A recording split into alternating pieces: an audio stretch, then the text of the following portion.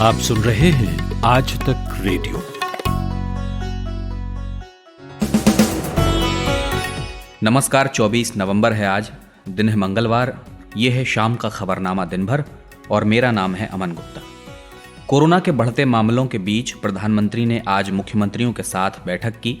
इस बैठक में राज्यों ने क्या चिंताएं रखी और किस तरह की मदद केंद्र से उन्हें मिलेगी और वैक्सीन डिस्ट्रीब्यूशन को लेकर क्या चर्चा हुई। तमिलनाडु और पुदुचेरी में निवार चक्रवाती तूफान टकराने जा रहा है। इसे लेकर तटीय क्षेत्रों में कैसी तैयारियां हैं, जानेंगे ग्राउंड पर मौजूद संवाददाता से। तीसरी खबर में बात होगी जो बाइडेन की नई नवेली कैबिनेट की, कौन से चेहरे हैं और भारत के साथ कैसे रहेंगे संबंध, इसे लेकर क्या संकेत मिल रहे हैं। और निर्भया केस पर आधारित वेब सीरीज दिल्ली क्राइम को बेस्ट ड्रामा सीरीज का एमी इंटरनेशनल अवार्ड मिला है। तो क्या खास था इस सीरीज में, क्या है एमी इंटरनेशनल अवार्ड की अहमियत और क्या पहले भी भारत की कोई फिल्म या सीरीज को यह अवार्ड मिला है या नॉमिनेट हुई है, इन सब पर बातचीत होगी। फिलहाल आप हेडलाइन सुनिए प्रतीक वाघमारे से।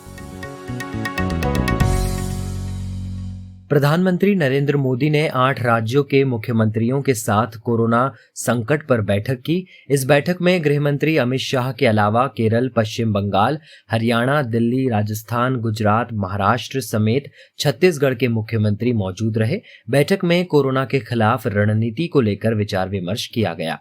सुप्रीम कोर्ट ने कोरोना के आरटी-पीसीआर टेस्ट का रेट तय करने के लिए केंद्र और राज्य सरकारों को नोटिस जारी किया है। दरअसल सर्वोच्च न्यायालय में एक याचिका दायर की गई है जिसमें कहा गया है कि देश में होने वाले आरटी-पीसीआर टेस्ट का रेट 400 रुपए तय कर देना चाहिए।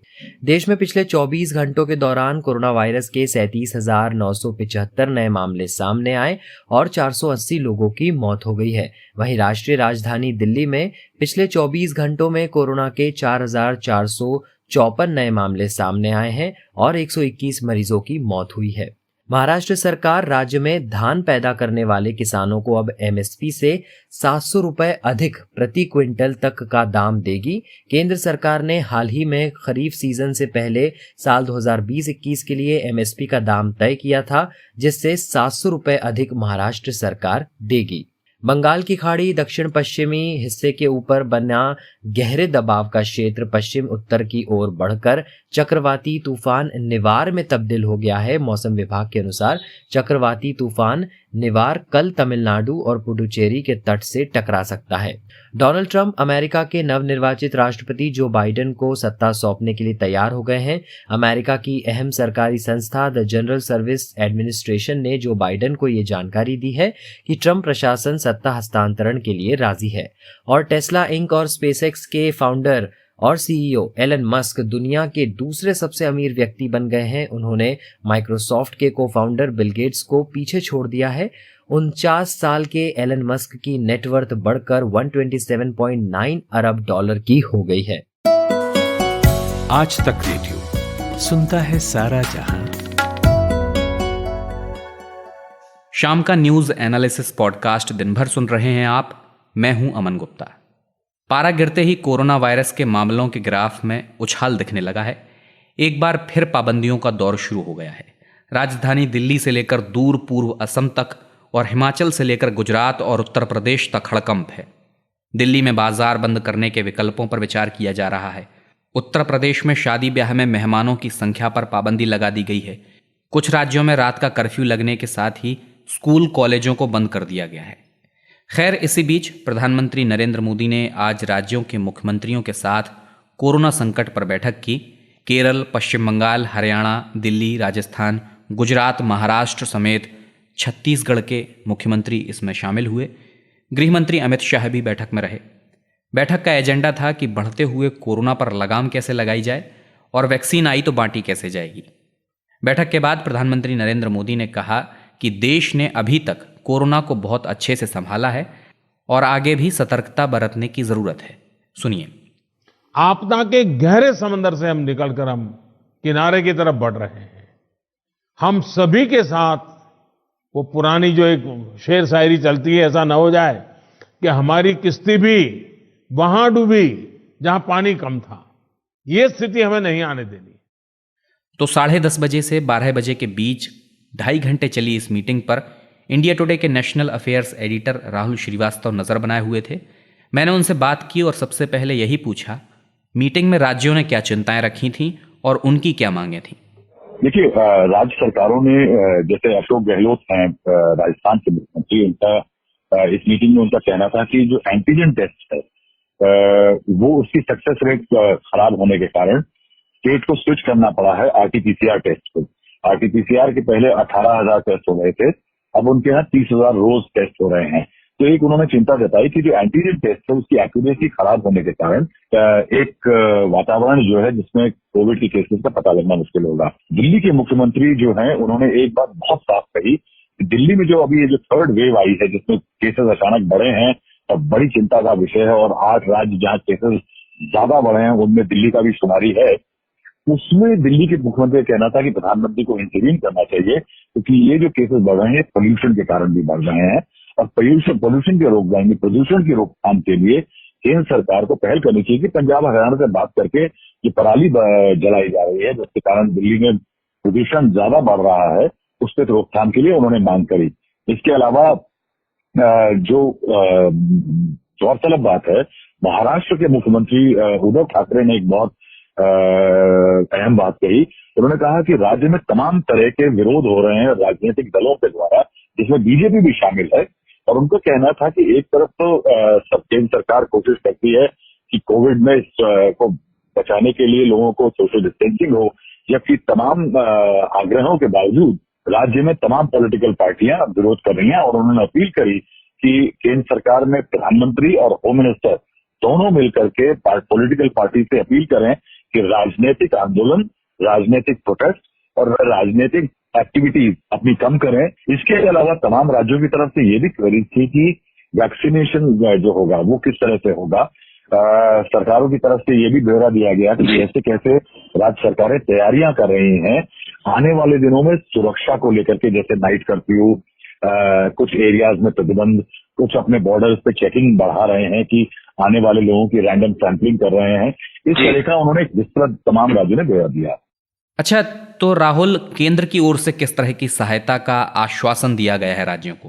देखिए, केंद्र ने सबसे बड़ा आश्वासन ये दिया है कि वो किसी भी तरह की किल्लत जो है आरटीपीसीआर टेस्ट में जो इस्तेमाल होते हैं, जो भी कोरोना के खिलाफ लड़ाई के लिए जरूरी सामग्री है, उस पर कोई भी कमी पूरे देश में किसी भी तरह आने नहीं देंगे। दूसरा, केंद्र ने ये भी कहा कि जो भी कोऑर्डिनेशन किसी भी लेवल पे चाहिए राज्यों के बीच में और राज्य सरकारों के बीच में, केंद्र ने ऑफर किया कि वो उसमें मदद करेगा। इसके अलावा केंद्र ने ये भी कहा कि तमाम मेजर्स जो राज्य सरकारें ले रही हैं उनमें केंद्र उनकी मदद करेगा। जैसे कि कुछ राज्य जैसे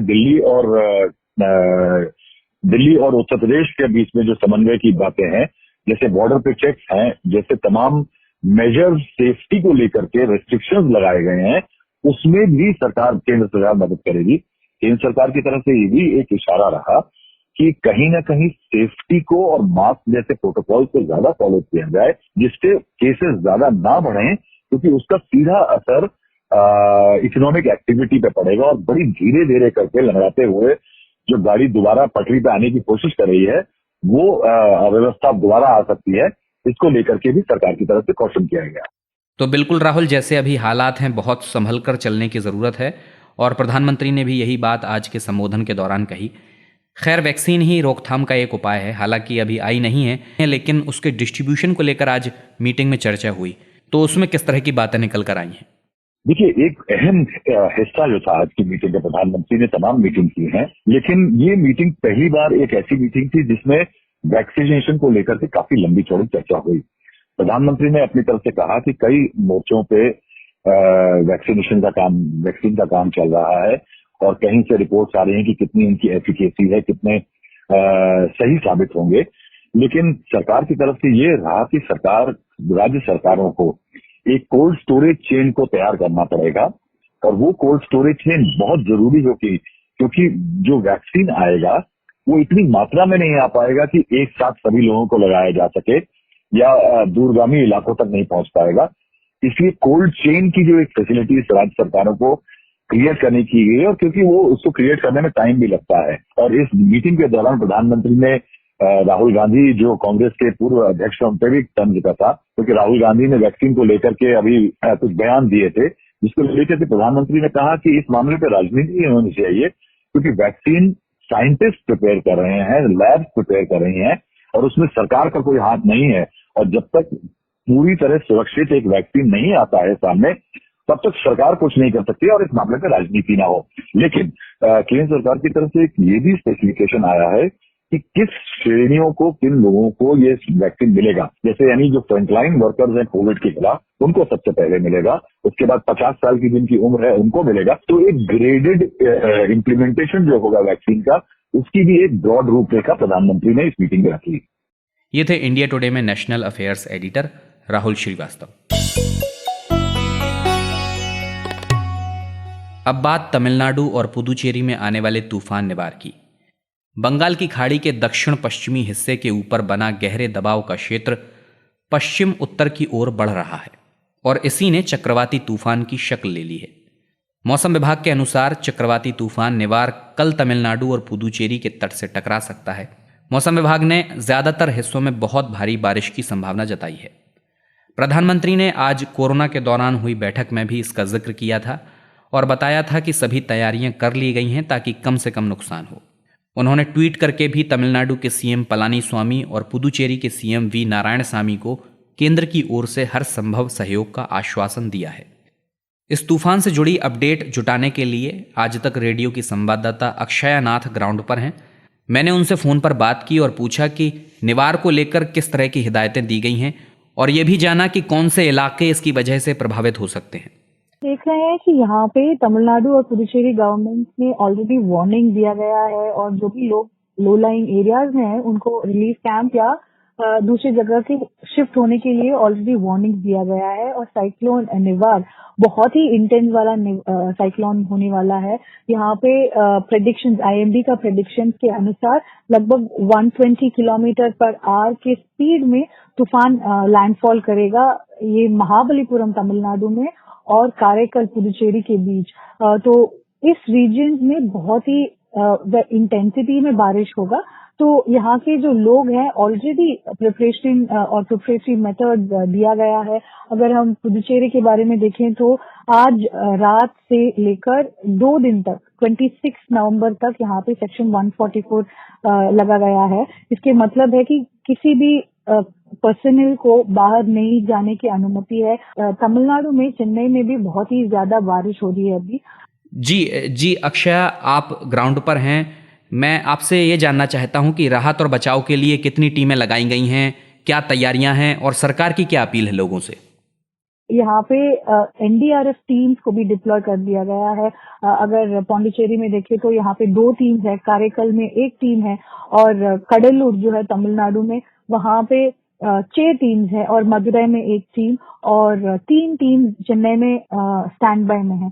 तो ऐसे प्रिपरेटरी मेथड स्टेट गवर्नमेंट ले रहा है। और इसके अलावा जो पेड़ है गिरने वाले जैसे, वो सारे चीज निकाल रहे हैं गवर्नमेंट के पीडब्ल्यूडी और रेवेन्यू डिपार्टमेंट की तरफ से। और इलेक्ट्रिसिटी डिपार्टमेंट भी एक वार्निंग दिया है कि अगर तूफान या बारिश ज्यादा होगा तो वो रीजन में इलेक्ट्रिसिटी बंद किया जाएगा। तो सब जन के लिए ये निवेदन है कि जो भी बैकअप है इलेक्ट्रिसिटी के लिए, पेट्रोल, डीजल, वो सारे आज ही करके रखना है, वो गवर्नमेंट ने बताया है।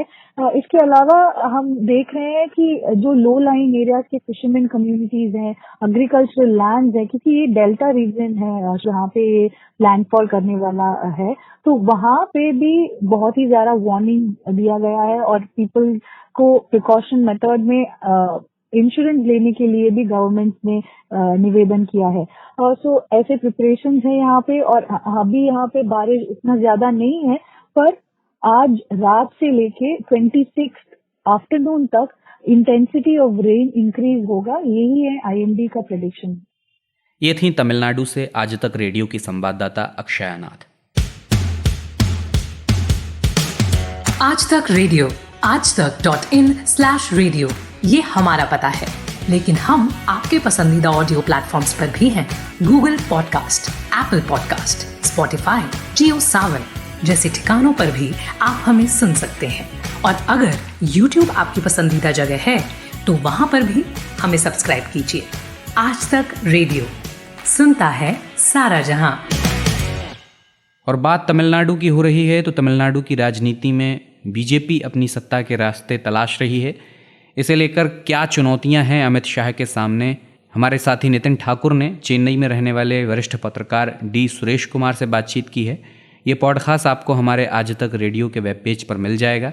वेब पेज का पता आप जानते ही हैं, aajtak.in/podcast। अमेरिका में डोनाल्ड ट्रंप ने मान लिया है कि नवनिर्वाचित राष्ट्रपति जो बाइडेन को सत्ता सौंपने की औपचारिक प्रक्रिया शुरू की जानी चाहिए। ट्रंप ने ट्वीट कर कहा है कि पावर ट्रांसफर की निगरानी करने वाली अहम फेडरल एजेंसी जीएसए को वो चीजें करनी चाहिए जो जरूरी हैं। हालांकि उन्होंने अब भी अपनी लड़ाई जारी रखने की बात कही है। दूसरी तरफ जीएसए ने जो बाइडेन को विजेता के तौर पर स्वीकार कर लिया है, तो उधर पावर ट्रांसफर की तैयारी शुरू हो गई है। इधर ट्विटर ने भी अमेरिकी राष्ट्रपति का आधिकारिक ट्विटर अकाउंट पोटस को डोनाल्ड ट्रंप से वापस लेकर जो बाइडेन को सौंपने का फैसला कर लिया है। ट्विटर के प्रवक्ता ने सीबीएस न्यूज को बताया कि ट्विटर 20 जनवरी 2021 को व्हाइट हाउस के इंस्टीट्यूशनल ट्विटर अकाउंट के ट्रांजिशन की तैयारी कर रहा है। इसमें आधिकारिक अकाउंट @White House, @VP और @Flotus भी नए प्रशासन को ट्रांसफर कर दिए जाएंगे। इसी बीच एक बड़ी बात यह भी है कि जो बाइडेन ने अपने कैबिनेट में शामिल होने वाले चेहरों का ऐलान भी कर दिया है। तो उनकी कैबिनेट में कौन कौन से प्रमुख चेहरे हैं जिन्हें प्रमुख जिम्मेदारियां मिली हैं, यही जाना मैंने वरिष्ठ पत्रकार और अमेरिका की राजनीति की गहन समझ रखने वाले प्रकाश केरे से। प्रकाश, विदेश मंत्री की जिम्मेदारी एंटनी ब्लिंकन को मिली है। जाहिर है विदेश नीति कैसी होगी उन पर निर्भर करेगा। तो ब्लिंकन का कैसा रहा है भारत के प्रति नजरिया, अगर कुछ अतीत के उदाहरण दे पाएं तो? देखिए, ये जो नाम हमारे सामने अभी आए हैं कुछ नामों की जो चर्चा है, उससे तो एक बात तो ये जाहिर होती है कि बाइडेन डेमोक्रेटिक पार्टी का जो एक लंबा ट्रेडिशन रहा है ग्लोबलिज्म और ग्लोबलाइजेशन के सपोर्ट का, और दुनिया भर में मल्टी लैटरल इंगेजमेंट का, और अमेरिका को एक बड़ी भूमिका में देखने का, जो 4 साल में सबने देखा है कि डिस्टर्ब हुआ है समहाउ ट्रम्प के एडमिनिस्ट्रेशन में। तो जो नाम आपके सामने है वो साफ ये दिखाता है कि बिल क्लिंटन के टाइम से लेके और बाद में जब अल गोर कैंडिडेट बने, जॉन केरी बने, फिर ओबामा प्रेसिडेंट बने और अब बाइडेन, एक कंटिन्यूटी हमको दिख रही है। और जो लोग क्लिंटन के समय से डेमोक्रेटिक पार्टी में या डेमोक्रेटिक एडमिनिस्ट्रेशन में इन्वॉल्व रहे हैं, उन लोगों को इसमें प्रमुखता से जगह मिली है। तो जो नाम मैं लेना चाहूंगा, देखिए आज जो बात कही जा रही है कि अमेरिका का वो महत्व तो नहीं रह गया है इंटरनेशनल सर्किट में, तो उसको ठीक करने के लिए जरूरी है कि अमेरिका के भीतर जो है कुछ जो दिक्कतें हैं जिसके बारे में उन्होंने कहा कि हीलिंग की जरूरत है, अमेरिकी सोसाइटी में डिवीजन को रोकने की जरूरत है। तो उसका सबसे बड़ा उन्होंने जो इंडिकेशन दिया है वो होमलैंड सिक्योरिटी के जो सेक्रेटरी बनाए जाए, जिनका नाम प्रस्तावित किया गया है, एलेक्जेंड्रो मायोरकास।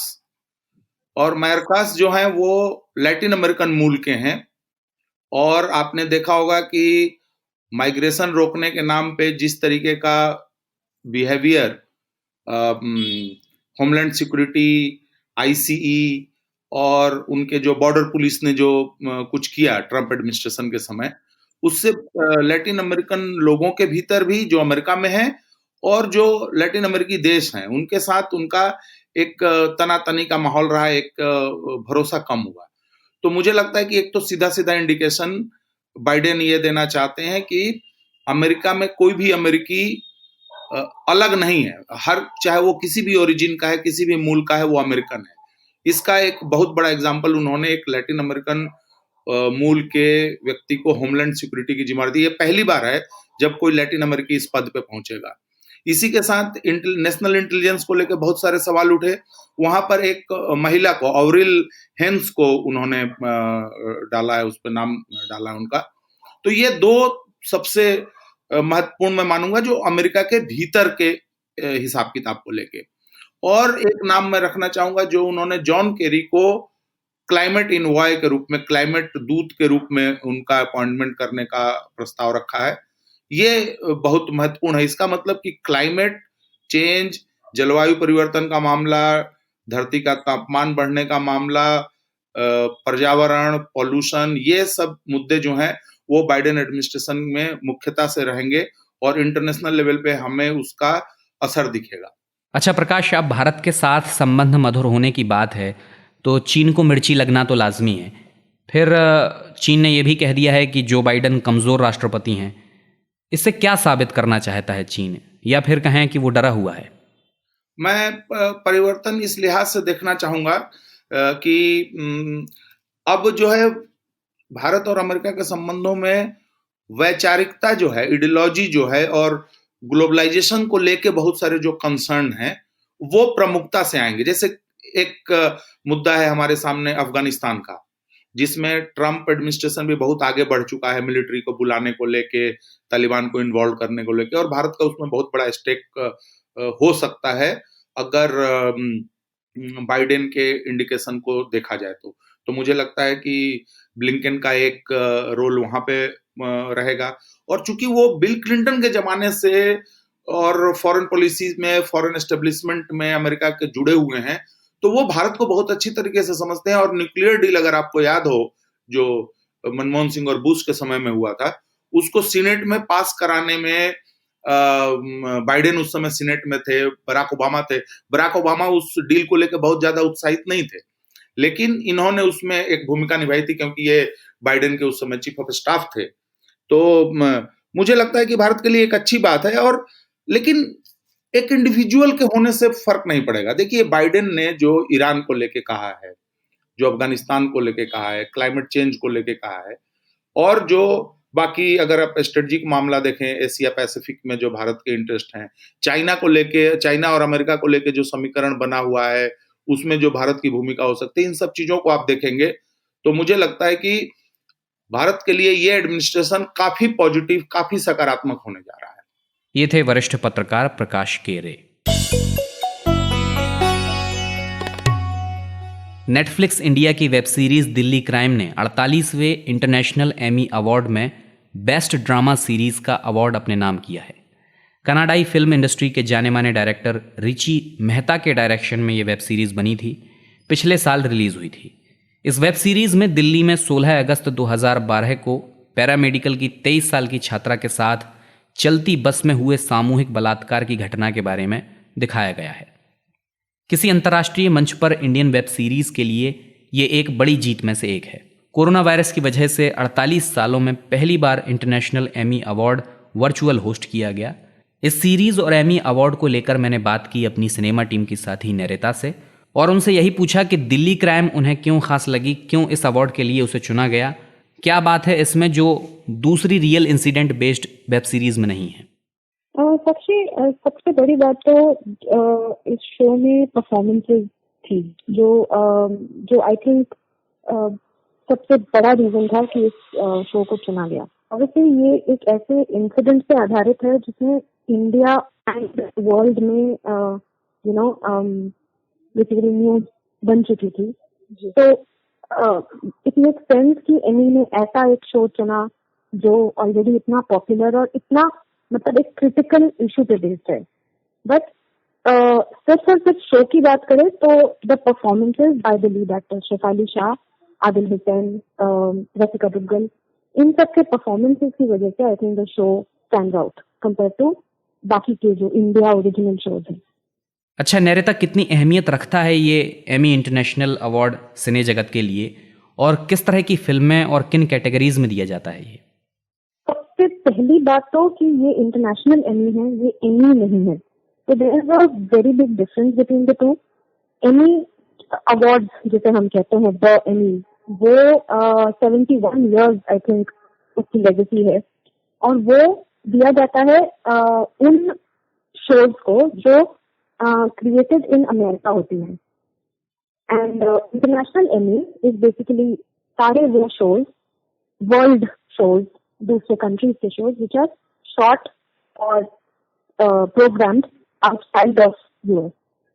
तो ये एक तो दोनों की लेगेसी काफी अलग है और ऑब्वियसली रीजन मतलब वर्ल्ड कंटेंट चुना जाता है। तो मैं ये नहीं कहूंगी कि एक दूसरे से कम है या ज्यादा है, ऑब्वियसली ये समझने वाले समझ ही जाएंगे, लेकिन दोनों एक नहीं है। तो अगर हम इस बात को लेकर बहुत ज्यादा खुश हो रहे हैं कि एनी विन हुआ है, तो नहीं, इसमें थोड़ा सा करेक्शन हमें ये डालना पड़ेगा। ये इंटरनेशनल एनी विन था, ये एनी विन नहीं था।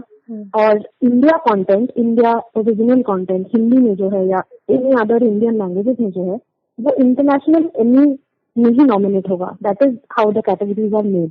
तो अगर आप देखें इंटरनेशनल एनी के जो बाकी नॉमिनेशन थे, जिनको हरा के best drama series Delhi crime ने जीता है, there was an Argentinian show, there was a UK show, तो all of these are non American shows. तो ये एक बहुत बड़ी खासियत है। अच्छा नैरिता, आखिर में मैं आपसे ये भी जानना चाहूँगा कि क्या इससे पहले भी भारत की कोई फिल्म या सीरीज इसमें विनर हुई है या नॉमिनेट हुई है?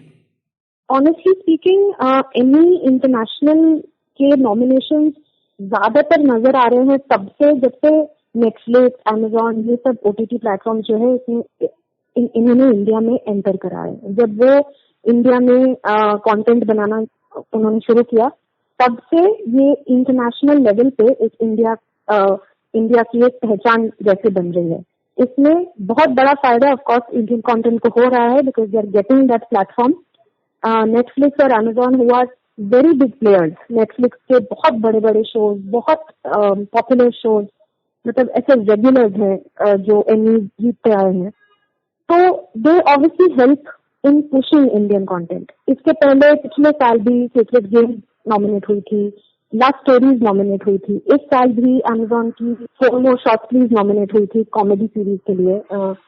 और इनफैक्ट अर्जुन माथुर जो बेस्ट एक्टर के लिए नॉमिनेट हुए थे, जिन्होंने मेड इन हेवन में काम किया था। Made in heaven was another Amazon show.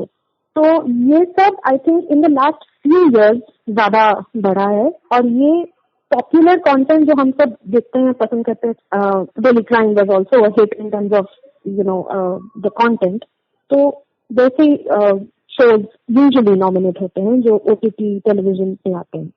ये थी एंटरटेनमेंट की खबरों पर नजर रखने वाली हमारी साथी नैरिता। तो आज दिन भर में बस इतना ही। इस कार्यक्रम के लिए साउंड मिक्सिंग की है हमारे साथी सचिन द्विवेदी ने। अगर आपका कार्यक्रम से जुड़ा कोई भी फीडबैक है, कोई सुझाव है, कोई शिकायत है, तो बेझिझक आप हमें radio@aajtak.com पर ईमेल कर सकते हैं। सोशल मीडिया पर हमसे जुड़ जाइए, वहाँ पर भी आप अपनी प्रतिक्रियाएं हमें दे सकते हैं, कमेंट के माध्यम से, चाहे मैसेज करके। और साथ ही साथ अगर आप ऑडियो प्रोग्राम सुनने के लिए किसी तरह के ऑडियो OTT प्लेटफॉर्म का इस्तेमाल करते हैं, तो वहाँ हमें खोजिए, वहाँ पर भी हमारे आपको कार्यक्रम मिल जाएंगे। उन्हें आप सब्सक्राइब कर लीजिए ताकि हर अपडेट आपको समय से मिलता रहे। अमन गुप्ता के साथ थे आप, इजाज़त चाहूँगा, नमस्कार।